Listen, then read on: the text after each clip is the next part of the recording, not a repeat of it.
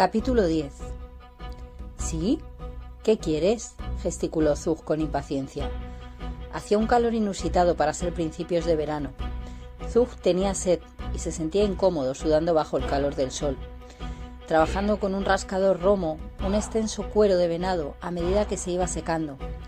No estaba de humor para interrupciones, especialmente procedentes de la muchacha fea de cara plana que acababa de sentarse junto a él, con la cabeza inclinada, esperando que le prestara atención. ¿No querría Zug un poco de agua?, indicó Ayla, alzando prudentemente la mirada al sentir un golpecito en su hombro. Esta muchacha estuvo en el manantial y vio al cazador trabajando bajo el ardiente sol. La muchacha pensó que el cazador tal vez tuviera sed. No era su intención interrumpir, expresó con la seriedad debida al dirigirse a un cazador. Presentó una taza de corteza de abedul y sostuvo la fresca y chorreante bolsa de agua hecha con el estómago de una cabra montés. Zug gruñó asintiendo, disimulando su sorpresa ante la solícita actitud de la muchacha mientras le vertía agua fresca en la taza. No había podido llamar la atención de ninguna mujer para pedirle de beber y no quería dejar el trabajo en ese momento. El cuero estaba casi seco. Era importante seguir trabajándolo para que el producto acabado fuera tan flexible como él quería. Su mirada siguió a la muchacha mientras ésta dejaba la bolsa de agua allí cerca, a la sombra, y regresaba con una brazada de hierbas duras y raíces leñosas empapadas en agua para ponerse a trenzar una canasta. Aunque Uka siempre se mostraba respetuosa y correspondía a sus solicitudes sin vacilar desde que se había mudado con el hijo de su compañera, ella no solía adelantarse a sus necesidades de la manera que lo había hecho su compañera antes de morir. Las atenciones de Uka estaban dirigidas principalmente a Grot, y a Zug echaba de menos los pequeños detalles de una compañera abnegada. De vez en cuando, Zug dirigía una mirada a la muchacha sentada junto a él. Estaba silenciosa, aplicada a su trabajo. Mogur la ha adiestrado bien, pensó. No se fijó en que ella le estaba observando con el rabillo del ojo, mientras él estiraba, tendía y raspaba la piel húmeda. Aquella tarde, el viejo estaba sentado solo delante de la cueva, mirando a lo lejos. Los cazadores habían salido. Uka y otras 2 mujeres les acompañaban. Zug había comido junto al fuego de Gop, con Obra. El ver a la joven adulta ya y apareada, cuando hacía tan poco tiempo que era solo una niña en brazos de Uka, hizo sentir a Zug como el paso del tiempo le había privado de las fuerzas para cazar con los hombres. Había dejado el fuego poco después de comer. Estaba sumido en sus pensamientos cuando observó que la muchacha se acercaba a él con un tazón de mimbre en la mano. «Esta muchacha ha recogido más frambuesas de las que podemos comer», dijo una vez que él reconoció su presencia. «¿Podrá el cazador encontrar lugar para comérselas y que no se pierdan?» Zug aceptó el tazón que le ofrecían con un placer que no consiguió disimular. Ayla se quedó sentada, a distancia respetuosa, mientras Zug saboreaba la fruta dulce y jugosa. Cuando hubo terminado, devolvió el tazón y la muchacha se alejó rápidamente. «No sé por qué dice Brut que es irrespetuosa», pensó viéndola alejarse. «No la veo nada de malo, salvo que es notablemente fea». Al día siguiente, Ayla volvió a llevar agua del fresco manantial mientras Zug trabajaba y extendió allí cerca los materiales para el canasto que estaba haciendo. Más tarde, cuando Zug estaba terminando de frotar con grasa la suave piel del venado, Mogur llegó cojeando donde se encontraba el viejo. «Es un trabajo duro curtir la piel al sol», dijo con gestos. «Estoy haciendo ondas nuevas para los hombres y también a Bor le he prometido una. El cuero tiene que ser muy flexible para las ondas. Hay que trabajarlo sin cesar mientras seca y la grasa debe ser absorbida por completo. Es mejor hacerlo al sol». «Estoy seguro de que los cazadores se sentirán complacidos», observó Mogur. «Todos saben que eres un experto en materia de ondas. Te he observado con Bor. Tienes suerte de que tú le enseñes. Es un arte difícil de dominar. También debe ser un arte el confeccionarlas». Zug rebosó de contento al oír el halago que le hacía el mago. «Mañana las cortaré. Ya conozco los tamaños para los hombres, pero tengo que ajustar la de Bor. Una onda debe adaptarse al brazo, así se consigue una mayor fuerza y precisión».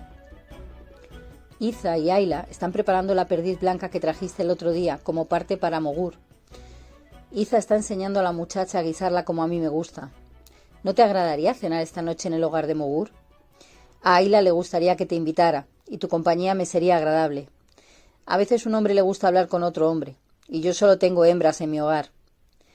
Zug cenará con Mogur, dijo el viejo muy complacido. Aunque los banquetes en común eran frecuentes y a menudo compartían una comida dos familias, especialmente cuando estaban emparentadas, pocas veces invitaba a Mogur a otros. Tener un hogar propio era algo nuevo para él, y disfrutaba descansando en compañía de sus mujeres. Pero conocía a Zug desde la infancia. Siempre le había querido y respetado. El placer que sorprendió en el rostro del otro hizo pensar a Mogur que debía haberle invitado antes. Se alegró de que Ayla lo mencionara. Al fin y al cabo, había sido Zug quien les proporcionó la perdiz blanca. Iza no estaba acostumbrada a tener invitados. Se preocupó, se agitó y se superó. Su conocimiento de las hierbas comprendía igualmente los condimentos, no solo las medicinas. Sabía dar un toque sutil y hacer combinaciones compatibles que mejoraban el sabor de los platos. La comida fue deliciosa. Ayla se mostró especialmente atenta, sin exagerar, y Mogur quedó complacido de ambas. Una vez que los hombres se hubieron hartado, Ayla le sirvió una infusión deliciosa a base de manzanilla y menta. Iza sabía que ayudaba a hacer una buena digestión. Con dos mujeres dispuestas a adelantarse a sus deseos y una nena regordita y contenta que se subía a su regazo y le tiraba de las barbas, haciéndoles sentirse jóvenes de nuevo, los dos viejos descansaron y hablaron de tiempos pasados. Zug se mostró agradecido y hasta algo envidioso del dichoso hogar que el viejo mago podía llamar suyo. Y Mogur sentía que su vida no podía ser más dulce. Al día siguiente, Ayla estuvo observando cuando Zug medía una tira de cuero en el brazo de Bor, y prestó mucha atención mientras el viejo explicaba por qué los extremos debían ser afilados de aquella forma.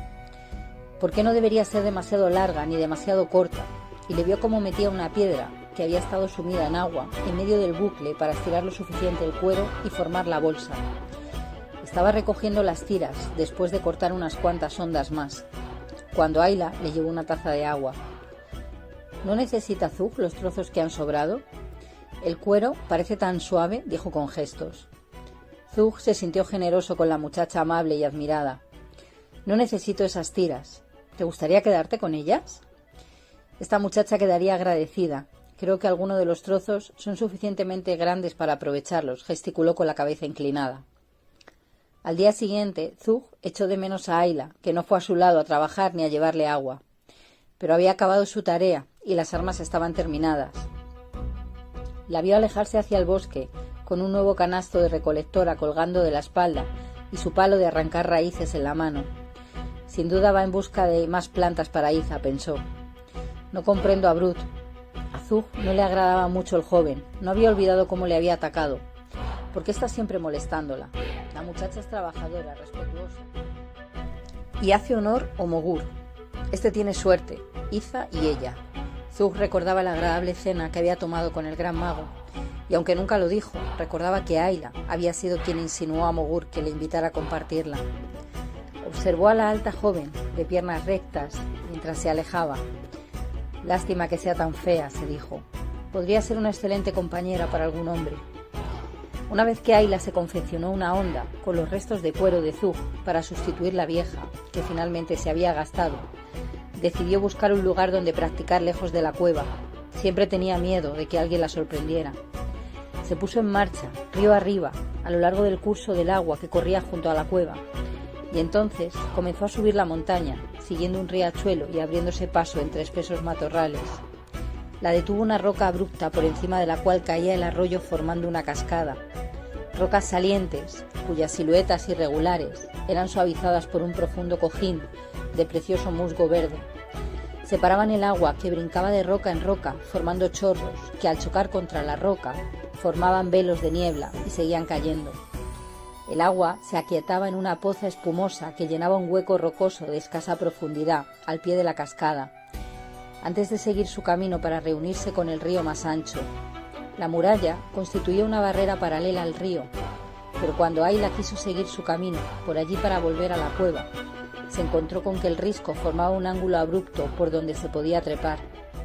En la cima el terreno se nivelaba, y Ayla continuó siguiendo el curso superior de la corriente hasta llegar a su fuente. Líquenes húmedos de un gris verdoso cubrían los pinos y abetos que dominaban en lo alto. Veíanse ardillas correteando por los altos árboles y a través del musgo jaspeado que tapizaba por igual la tierra. Piedras y troncos caídos, con un manto continuo, matizado desde un amarillo claro hasta un verde profundo. Más adelante, la muchacha podía ver el sol que se filtraba entre los árboles de hojas perennes. Siguiendo el arroyo, los árboles fueron haciéndose cada vez más escasos, mezclados con algunos otros de hoja caduca y reducidos al tamaño de arbustos. Finalmente apareció un claro. La muchacha salió del bosque a un pequeño campo cuyo extremo terminaba en la roca de un color gris oscuro del monte, escasamente cubierta con plantas trepadoras a medida que iba ascendiendo. El arroyo que serpenteaba a través de uno de los lados del prado tenía su origen en el enorme manantial que brotaba del costado de la roca, cerca de un frondoso avellano, que crecía como si saliera de la roca. La sierra estaba minada de grietas subterráneas y saltos de agua que filtraban el hielo derretido del glaciar y que aparecían más abajo en forma de fuentes claras y efervescentes. Ayla cruzó la pradera montañesa y bebió agua fría, deteniéndose después para examinar los racimos dobles y triples de avellanas, verdes aún y encerradas en sus fundas verdes ribeteadas de púas. Arrancó un racimo, peló la funda y rompió la cáscara blanda con los dientes, dejando al descubierto una avellana blanca, a medio crecer. Siempre le gustaban más las avellanas verdes que las maduras que caían al suelo. El sabor le abrió el apetito. Comenzó a recoger algunos racimos y a meterlos en su canasto. Al tender la mano, observó un espacio oscuro detrás del tupido follaje. Cautelosamente apartó las ramas y observó una pequeña cueva oculta por el denso ramaje del avellano. Empujó las ramas, miró cuidadosamente el interior y entró dejando que las ramas se cerraran tras ella. La luz del sol moteaba una pared con una combinación de luces y sombras, iluminando tenuemente el interior. La cueva tendría 3,5 metros de profundidad y casi 2 metros de ancho. Si se ponía de puntillas, casi podía tocar con la mano la parte superior de la abertura. El techo se inclinaba suavemente hasta más o menos la mitad de la profundidad, acercándose más rápidamente al suelo de tierra seca hacia el fondo. Era justo un agujero en la pared montañosa, pero suficientemente amplio para que la muchacha pudiera encontrarse cómoda y moverse. Dentro vio un montoncito de nueces podridas y unos cuantos excrementos de ardilla junto a la entrada, y comprendió que la cueva no había sido utilizada por ningún animal mayor. Ayla bailó en círculo, encantada con su hallazgo. La cueva parecía hecha justo a su medida. Salió de nuevo y miró a través del claro. Después trepó un poco por la roca desnuda y avanzó hasta una estrecha repisa que serpenteaba alrededor del promontorio. Muy lejos, entre dos colinas, se divisaba el agua espumosa del mar interior. Más abajo pudo divisar una figura diminuta, cerca de la estrecha cinta plateada de un río. Se encontraba casi directamente encima de la cueva del clan. Bajando de nuevo, recorrió el perímetro del claro. «Es perfecto», pensó. «Puedo practicar en el campo, hay agua cerca para beber, y si llueve puedo entrar en la cueva. También puedo esconder mi onda ahí. Entonces no tendré miedo de que la descubra Iza o Crep. Incluso hay avellanas, y más adelante puedo traer algunas más para el invierno. Los hombres no suben casi nunca tan arriba para cazar. Esto va a ser exclusivamente mío». Corrió por el calvero hasta el arroyo y se puso a buscar cantos rodados para probar su onda nueva. Ayla subía para practicar en su retiro en cuanto podía. Encontró un camino más directo, aunque más empinado, para llegar a su pequeña pradera de monte, y a menudo sorprendía gamuzas, ovejas o tímidos venados que allí pacían. Pero los animales que frecuentaban el alto pastizal pronto se acostumbraron a ella, y solo se retiraban al extremo opuesto del prado cuando llegaba. Cuando atinara al poste con una piedra, perdió su encanto, una vez que fue adquiriendo habilidad con la onda. Se fijó en blancos más difíciles, observó cuando Zug daba explicaciones a Bor y después aplicaba los consejos y las técnicas al practicar a solas. Para ella era como un juego divertido y para incrementar su interés comparaba sus progresos con los de Bor. La onda no era el arma predilecta de este, la consideraba como un instrumento de viejo, le interesaba más la lanza, el arma de los cazadores primitivos, y se las había arreglado para cobrar algo de caza menor, animalillos lentos, como serpientes y puercoespines. No se aplicaba tanto como Ayla, y le resultaba más difícil. A ella le daba una sensación de orgullo y superación, saber que era mejor que el muchacho, así como un ligero cambio de actitud, un cambio del que Brut se percató. Se suponía que las hembras debían ser dóciles, serviles, humildes y nada presumidas. El dominante joven consideraba como una afrenta personal que ella no sintiera un poco de miedo cuando él se la acercaba. Eso ponía en entredicho su masculinidad. La observaba, tratando de saber qué había en ella que resultara diferente, y era rápido para darle un manotazo, solo por el placer de sorprender una mirada fugaz de temor en sus ojos o por verla encogerse. Ayla trataba de responder convenientemente. Hacía todo lo que él ordenaba y lo más rápidamente posible. No sabía que en su andar había libertad, una desenvoltura derivada de sus correrías por campos y selvas, orgullo en su porte por estar aprendiendo una habilidad difícil y adquirirla mejor que nadie, y una confianza creciente en su semblante. No sabía por qué la atormentaba más que a nadie. El propio Brut no sabía por qué fastidiaba tanto a la muchacha. Era algo indefinible, y ella no podía cambiar, como tampoco podía cambiar el color de sus ojos.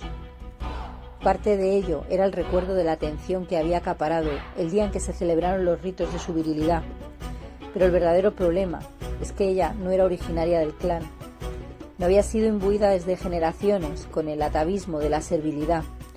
Era una de los otros, una raza nueva, más joven, más vital, más dinámica, que no estaba controlada por tradiciones innatas, arraigadas en un cerebro que era casi exclusivamente memoria.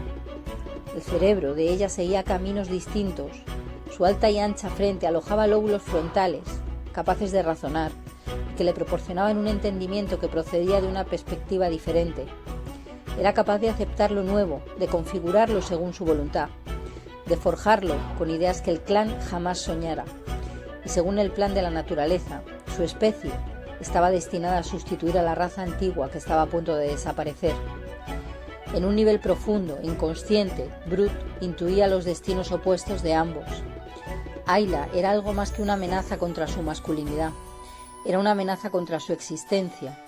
El odio que experimentaba hacia ella era el odio de lo viejo contra lo nuevo, de lo tradicional contra lo innovador, de lo moribundo contra lo que vive. La raza de Brut era demasiado estática, demasiado ajena al cambio. Habían alcanzado la cima de su desarrollo, no les era posible seguir progresando.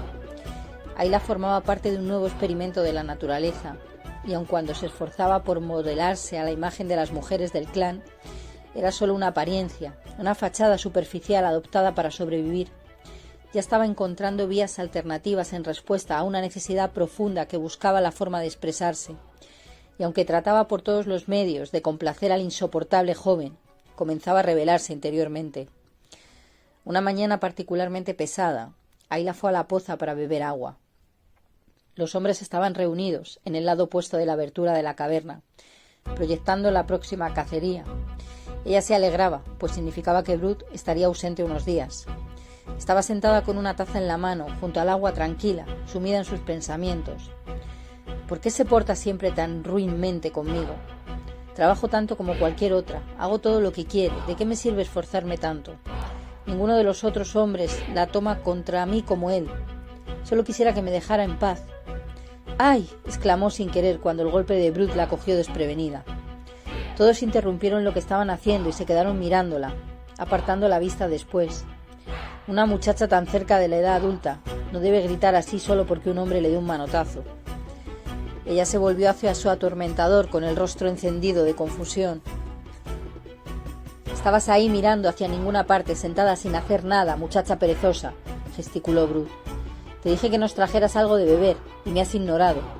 ¿Por qué tengo que repetírtelo?» Una sensación de ira la hizo enrojecer aún más. Se sintió humillada por haber gritado, avergonzada delante de todo el clan y furiosa contra Brut por ser el causante. Se puso en pie, pero no con la prisa habitual para obedecer sus órdenes. Lenta e insolentemente se puso en pie. Dirigió una mirada de odio frío antes de alejarse para ir en busca de la bebida. Y oyó que todo el clan articulaba un grito sofocado de sorpresa.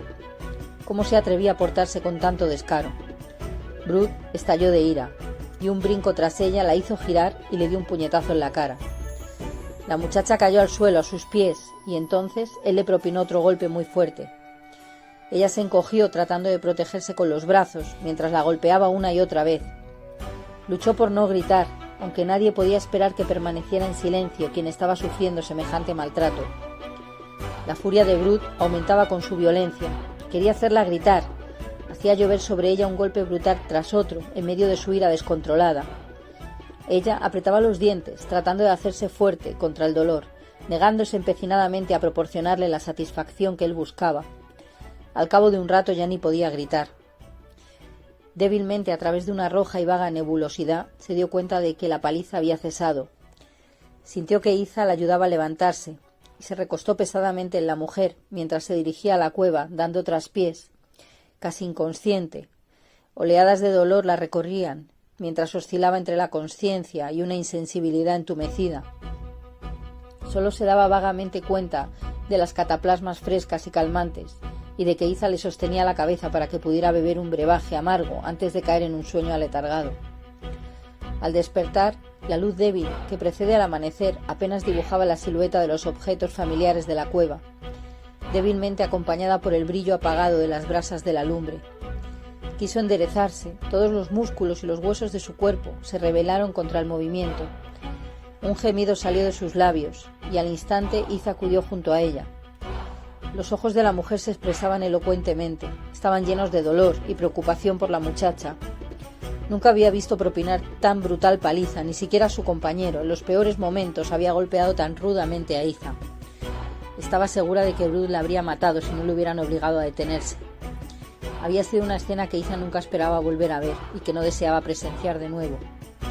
Al volverle el recuerdo del incidente, Ayla se llenó de odio y temor. Sabía que no debía haberse mostrado tan insolente, pero tampoco veía razón para esperar una reacción tan violenta. ¿Por qué le provocaba a ella de tal modo que se abandonara a reacciones tan violentas? Brun estaba enojadísimo, con esa ira tan calmada y fría que obligaba al clan a andar silenciosamente y a evitarle en lo posible. Había reprobado la insolencia de Ayla, pero la reacción de Brut le sorprendió.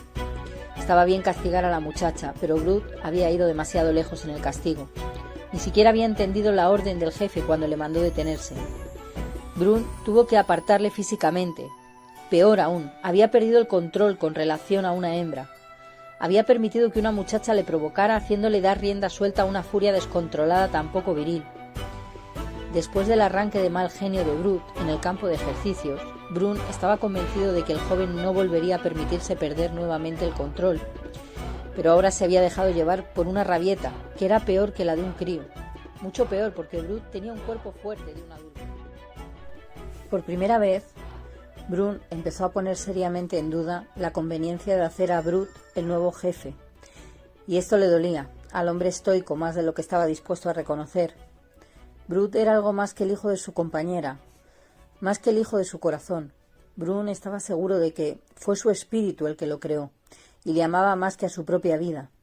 Sentía el fracaso del joven, con una punzada de culpabilidad. La culpa tenía que ser suya. Había fallado en algo, no le había criado debidamente, no le había entrenado debidamente, le había mostrado demasiada predilección. Brun esperó unos cuantos días antes de hablar a Brut. Quería darse tiempo para pensarlo todo a fondo y cuidadosamente. Brut pasó esos días en un estado de agitación nerviosa, apartándose apenas de su hogar, y casi dio un suspiro de alivio cuando Brun le hizo finalmente señas de que le siguiera, aunque el corazón le palpitaba desordenadamente. No había nada en el mundo que temiera tanto como la ira de Brun, pero fue precisamente la falta de ira de Brun lo que le hizo comprender. Con ademanes sencillos y matices de voz tranquilos, Brun dijo exactamente a Brut lo que había estado pensando. Se echó la culpa de los fallos de Brut y el joven se sintió más avergonzado que nunca en su vida. Se le hizo comprender el amor de Brun, así como su angustia, de una manera que no había conocido antes. El que estaba allí no era el orgulloso jefe al que Brut había respetado y temido siempre. Allí estaba un hombre que le amaba y se sentía profundamente desilusionado por él. Brut se sentía a su vez lleno de remordimientos. Entonces advirtió Brut una expresión de dura resolución en los ojos del jefe. Por poco se le rompe el corazón a Brun, pero los intereses del clan tenían que pasar por encima de todo. Un arrebato más, Brut, un indicio más de semejante exhibición y dejarás de ser el hijo de mi compañera. Te corresponde asumir la jefatura después de mí, pero antes de confiar el clan a un hombre que carezca de autocontrol, te ignoraré y mandaré que te maldigan con la muerte. El rostro del jefe no expresaba ninguna emoción mientras seguía. Hasta que no vea alguna señal de que ya no eres un niño, no hay esperanzas de que seas capaz de asumir el mando. Te estaré observando, pero también observaré a los demás cazadores. Tendré que ver algo más que una falta de exhibición de tu temperamento. Tendré que convencerme de que eres un hombre, Brut. Si tuviera que escoger a otro jefe, tu posición quedaría relegada permanentemente a la última fila. ¿He sido claro? Brut no podía creerlo. ¿Ignorado? ¿Maldecido de muerte? ¿Otro escogido para ocupar el puesto de jefe? ¿Siempre el varón de más baja categoría? No podía decirlo en serio. Pero la mandíbula apretada de Brun y su dura mirada de determinación no dejaban lugar a dudas. Sí, Brun, asintió Brut. Tenía el rostro de color ceniza. No hablaremos más de esto con los demás. Un cambio así les resultaría difícil de aceptar y no quiero provocar preocupaciones innecesarias. Pero no pongas en duda que haré lo que he dicho. Un jefe debe poner siempre los intereses del clan por encima de los suyos propios. Es lo primero que debes aprender. Por eso es tan esencial que un jefe se controle. La supervivencia del clan es responsabilidad suya. Un jefe disfruta de menos libertad que una mujer, Brut. Tiene que hacer cosas que tal vez no desearía hacer. Si fuera necesario, tendrá incluso que desconocer al hijo de su compañera. ¿Comprendes? Comprendo, Brun, respondió Brut, aunque no estaba muy seguro de comprender. ¿Cómo podía tener un jefe menos libertad que una mujer? Un jefe podía hacer cualquier cosa, dar órdenes a todos, hombres y mujeres por igual. Ahora, vete, Brut. Quiero estar solo. Pasaron varios días antes de que Ayla pudiera levantarse, y muchos más antes de que las manchas moradas que le cubrían el cuerpo pasaran a un amarillo sucio antes de desaparecer. Al principio estaba tan asustada que no se atrevía a acercarse a donde estaba Brut y daba un respingo al verle, pero cuando dejó de tener dolores, comenzó a percatarse del cambio que se había producido en él. Ya no la acosaba ni la fastidiaba. La evitaba positivamente. Una vez que se olvidó del dolor, empezó a considerar que la paliza había valido la pena. Se percató de que desde entonces Brut la había dejado completamente en paz.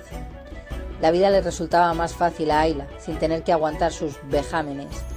No se había dado cuenta de la presión bajo la que vivía hasta que cesó.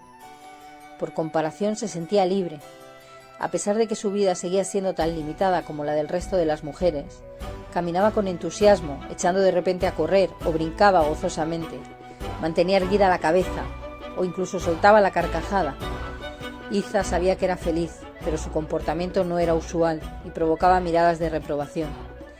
Era demasiado exuberante y eso no estaba bien. Que Brut le evitaba era evidente también para el clan y constituyó un tema de comentarios y de asombro. A partir de casuales conversaciones por gestos, Ayla comenzó a adquirir el convencimiento de que Brun había amenazado a Brut con funestas consecuencias si volvía a pegarla. Se lo confirmó al ver que el joven la ignoraba hasta cuando ella le provocaba. Al principio solo se mostró un poco descuidada, dando a sus tendencias naturales rienda más suelta. Pero después inició una campaña deliberada, de insolencia sutil. No la falta de respeto descarada que había provocado aquella paliza, sino insignificancias, trucos mezquinos calculados para fastidiarle. Le odiaba, quería vengarse de él y se sentía protegida por Brun. El clan era pequeño y por mucho que Brut tratara de evitarla, en las relaciones normales del clan había ocasiones en las que tenía que decirle lo que había que hacer. Ella ponía todo su empeño en ser más lenta en obedecer. Si creía que nadie la observaba, alzaba la mirada y la fijaba en él, con una mueca peculiar que solo ella podía hacer. Cuando le veía luchar para controlarse, tenía cuidado cuando había otras personas cerca, especialmente Brun. No deseaba experimentar la ira del jefe, pero se mostraba irónica frente a la de Brut, y puso su voluntad en contra de la de él cada vez más abiertamente a medida que avanzaba el verano.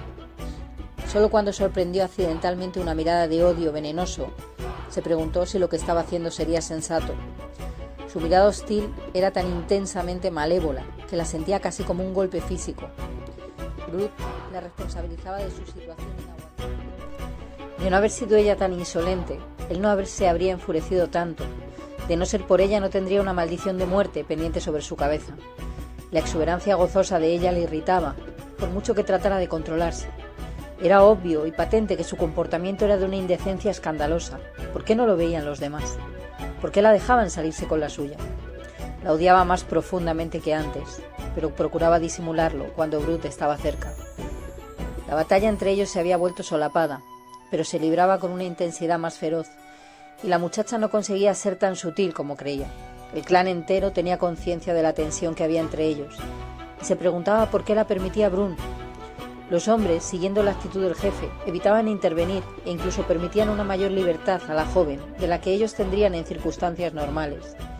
Pero con todo eso el clan se sentía incómodo, hombres y mujeres por igual. Brun reprobaba el comportamiento de Ayla, no le había pasado inadvertido lo que ella consideraba como maniobras sutiles, y tampoco le agradaba ver que Brut la dejaba salirse con la suya. La insolencia y la rebelión eran inaceptables, vinieran de quien vinieran, especialmente de las mujeres. Resultaba chocante ver que la muchacha confrontaba su voluntad contra la de un hombre. Ninguna mujer del clan lo tomaría siquiera en consideración. Las mujeres estaban contentas con el lugar que ocupaban, era su estado natural. Comprendían con un instinto profundo la importancia que tenían para la existencia del clan. Los hombres no podían aprender sus habilidades, como ellas tampoco podían aprender a cazar. Carecían de los recuerdos necesarios para hacerlo. ¿Por qué iba una mujer a luchar y a combatir para cambiar un estado natural? ¿Lucharía para dejar de comer o respirar? Si Brun no hubiera estado seguro de que era mujer, habría pensado por sus acciones que era varón. Y sin embargo, había aprendido las habilidades femeninas e incluso estaba mostrando actitudes para la magia de Iza. Por muy contrariado que se sintiera Brun, se reprimía para no interferir, pues podía ver que Brut luchaba por dominarse. El desafío de Ayla servía de estímulo para que Brut dominara su genio, dominio tan esencial para un futuro jefe.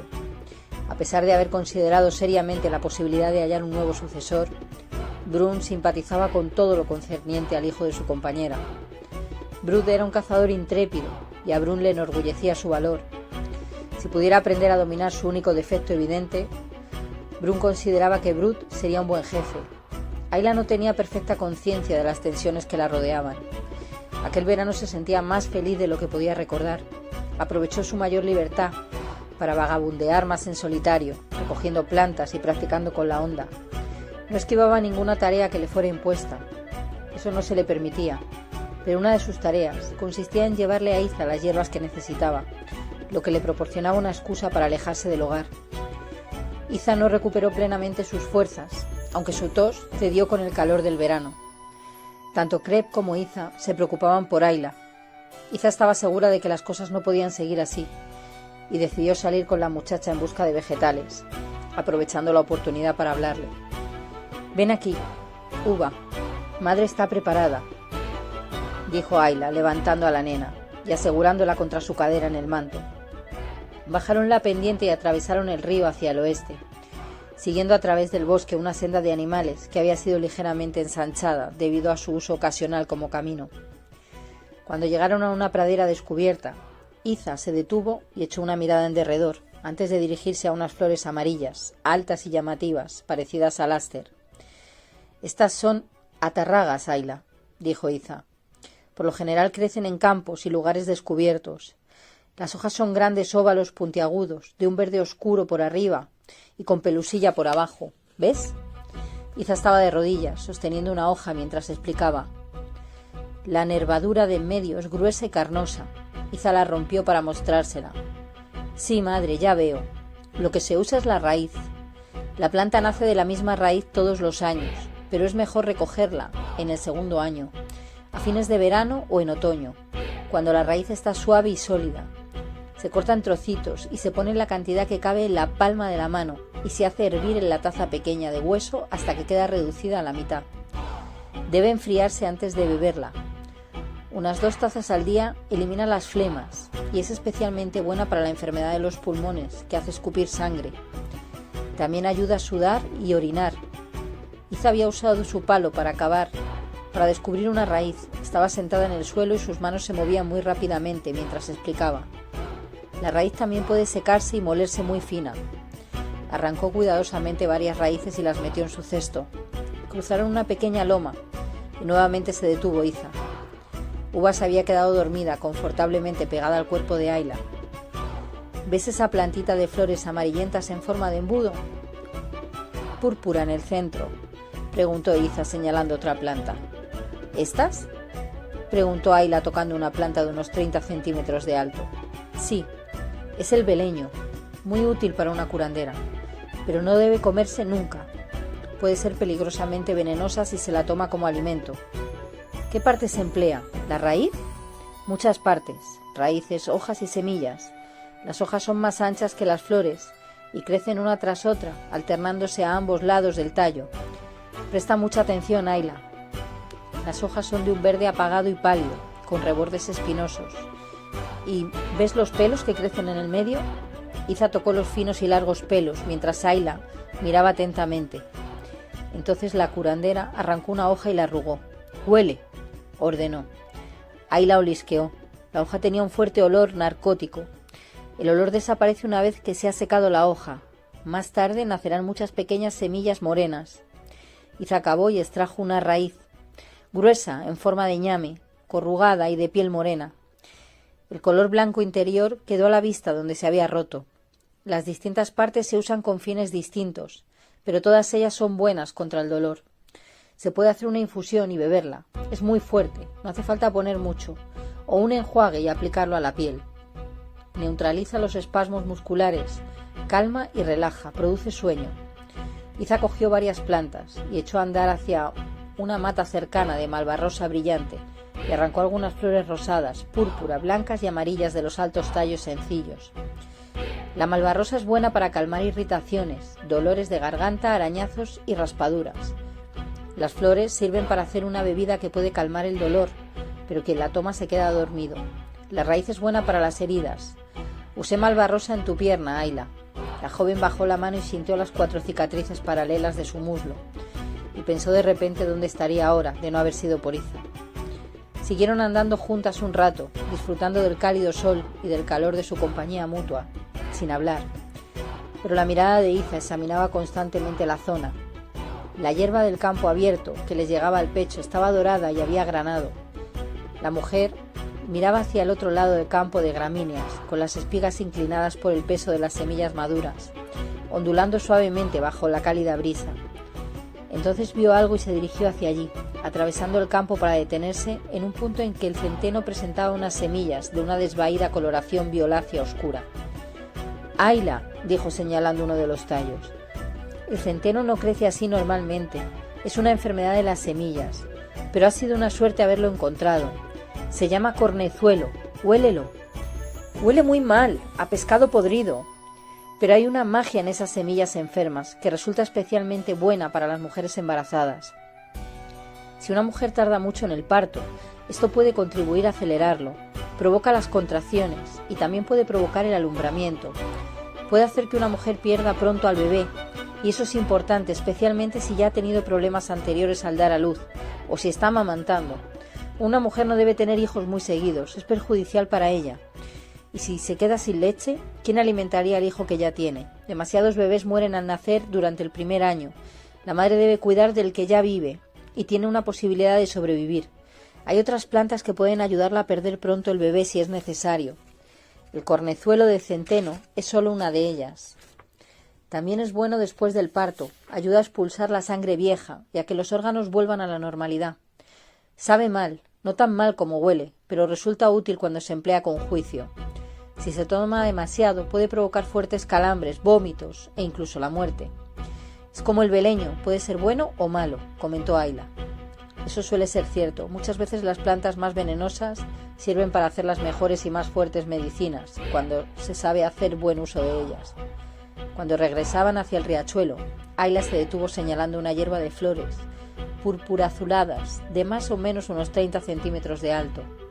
Ahí hay algo de hisopo, su infusión es buena contra la tos, y cuando se tiene catarro, ¿no es así?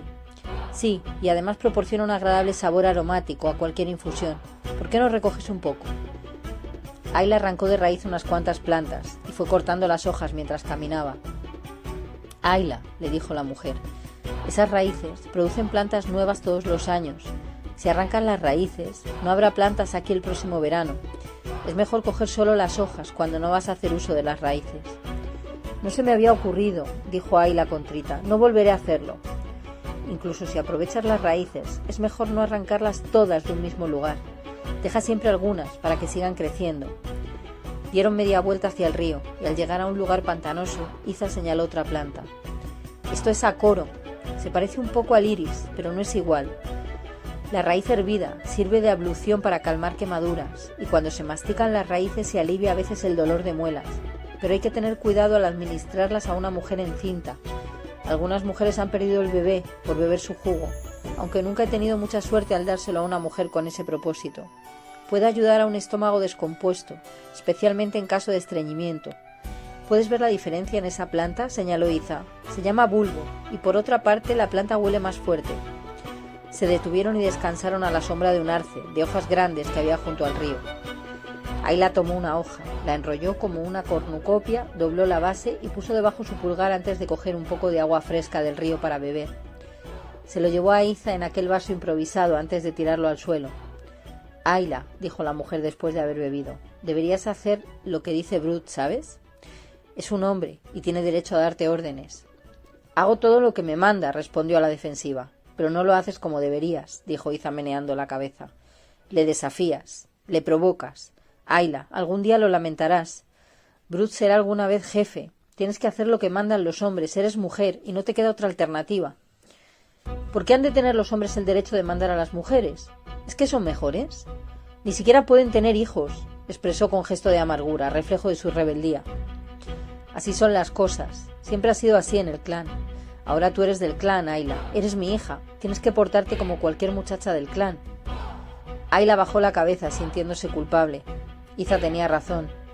Ella estaba provocando a Brut. ¿Qué habría sido de ella si no lo hubiese encontrado Iza? Si Brut no le hubiera permitido quedarse. Si Crep no lo hubiera hecho del clan. Miró a la mujer, la única madre que recordaba. Iza había envejecido, estaba delgada y demacrada.